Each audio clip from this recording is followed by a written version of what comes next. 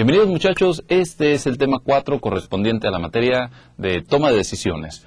Corresponde en esta sección platicar un rato con ustedes cuáles son las dificultades especiales, es decir, aquellas barreras o cosas que nos presentan un reto a superar con respecto al tema de la toma de decisiones. Recordemos de dónde venimos. En el tema anterior era conveniente poner una base de análisis diciendo qué es el ser humano, por qué es digno, por qué solo el ser humano decide y qué tenemos que hacer responsablemente para nosotros estar a la altura de tal dignidad. En el momento en que se estudian estas cosas, muchachos, surge la inquietud de preguntarse, bueno, está bien que veamos las partes que nos constituyen, pero lo que queremos hacer es ya estar en un cambio o en una posición que me permita a mí tomar decisiones ágiles, rápidas. Miren, vuelvo a recordarles de que requerimos pasar por un camino, un proceso que nos llevará eventualmente a ese estado.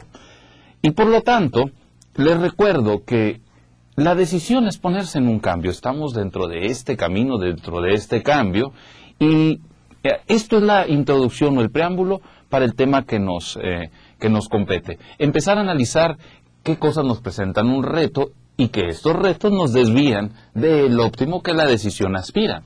Bueno, digamos lo siguiente, muchachos, como conclusión de todo lo anterior. El ser humano tiene la oportunidad de dominarse. Y recordemos que dominar significa señor de. Dominarse es ser señor de sí mismo. Tenemos la fabulosa oportunidad de ser señores de nosotros mismos, de no ser un simple accidente. Ahora, pongamos una dimensión a esto. Hay una parte en el ser humano dominable y otra parte que escapa a este dominio. Pero nos referimos concretamente a que podemos tener dominio de nuestras acciones. Eso es fabuloso.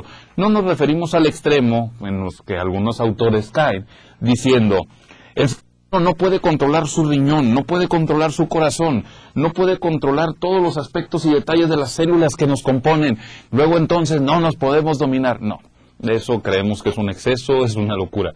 Nos referimos específicamente a que el ser humano puede decidir sobre lo que va a hacer o sobre lo que puede dejar de hacer.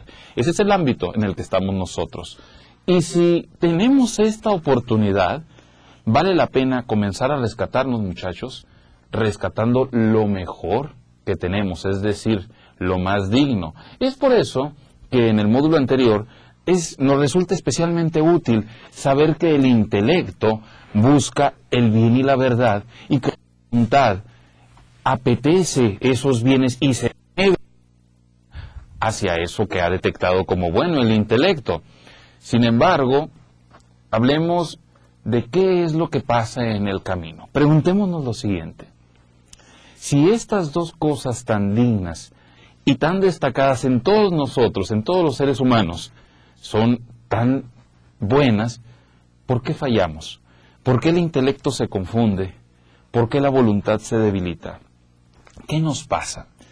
Como una introducción, vuelvo a recordar de que todo en el ser humano requiere tiempo, atención, desarrollo. Acuérdense de lo que habíamos platicado de lo que era disfrutar y lo que era decisión desde sus raíces primitivas. Pero lo recuerdo en este momento porque para contestar la pregunta de por qué fallamos, podemos tomar como un marco general algo que puede sorprender a muchos de ustedes. Digamos lo siguiente, la principal causa o el resumen de las causas por las cuales fallamos, muchachos, es por la corrupción. Ya sé que en este instante puede generar eso algún tipo de confusión, porque tenemos la idea de que corrupción está relacionado con un servidor público o con un acto concreto en donde hay algún tipo de desfalco, y creemos que corrupción solamente es esa parte menor en donde hay fallas. No. La corrupción como término, lo que nos sugiere, muchachos, es de que perdemos todo aquello, o vamos perdiendo todo aquello que debiéramos de conservar para alcanzar plenitud. Es, a final de cuentas, la suma de nuestras miserias. Corromperse es perder aquello bueno. Y por eso les comparto en la lámina, como verán, una frase latina que nos sugiere lo siguiente: la corrupción de lo mejor es la peor de todas las corrupciones. Si nosotros vamos perdiendo aquello que nos hace loables, aquello que nos hace dignos, pues qué terrible corrupción, pues.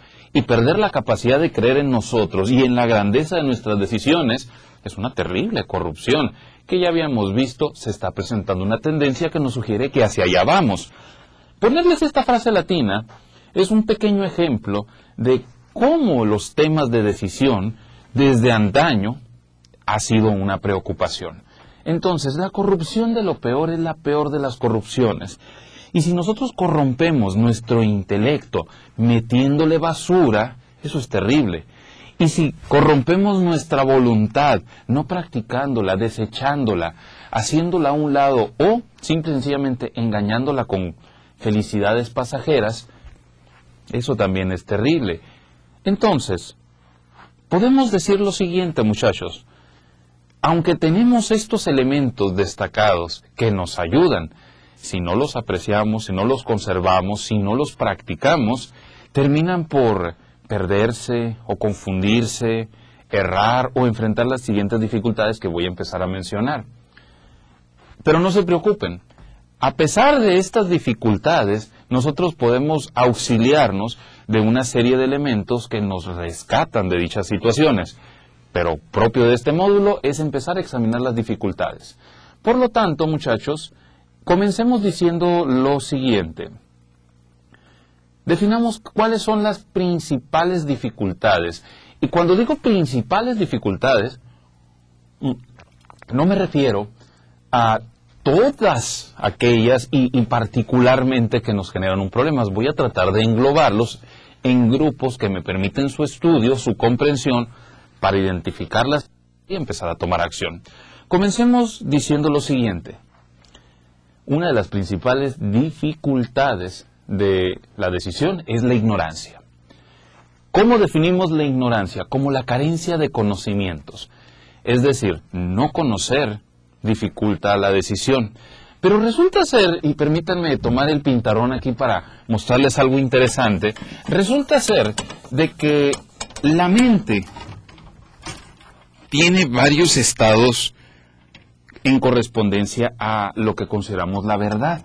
Y la verdad, recuerden que cuando platicábamos en las materias que tocaban valores en la decíamos que la verdad es la correspondencia de la realidad con lo que hay en el intelecto.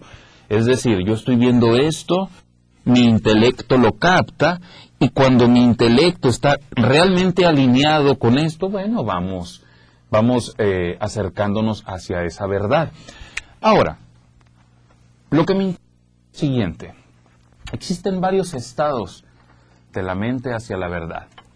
Una de ellas es la ignorancia.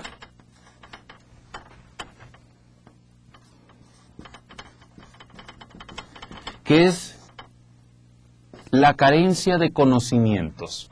Es decir, aquí el sujeto no sabe nada de nada. ¿Es grave esto? Sí, es grave, tiene su gravedad y, como es evidente, afecta la decisión. Pero hay una serie de pasos subsecuentes que también afectan al sujeto, que es importante mencionar en este momento. ¿Por qué? Porque cuando empezamos a superar la ignorancia, viene un aspecto un poquito superior, pero que todavía no está refinado, que es la duda. La duda representa un estado donde ya tenemos una base de conocimiento mínimo, pero que no sabemos por dónde inclinarnos. Es decir, algo sabemos, pero no es suficiente como para poder afirmar o negar algo. La duda es otro estado de la mente hacia la verdad. Le sigue a la duda lo que es la sospecha.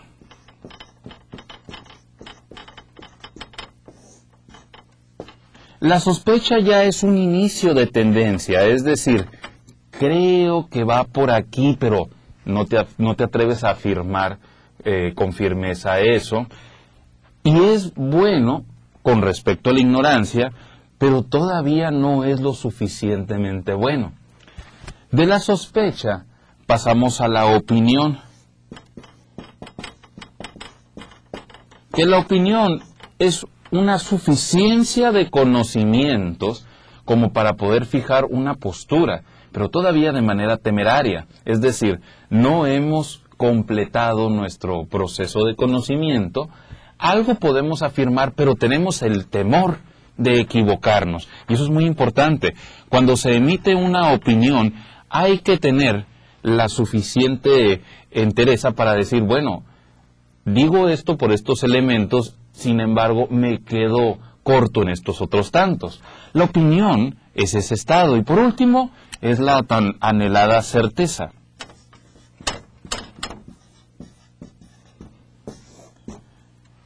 En extremo opuesto a la ignorancia, el ser humano debe de buscar la certeza. Sé, y esto se ha discutido en algunas otras clases, de que es frecuente en nuestros tiempos pensar de que de nada se puede tener certeza, y se ha caído en un relativismo exagerado.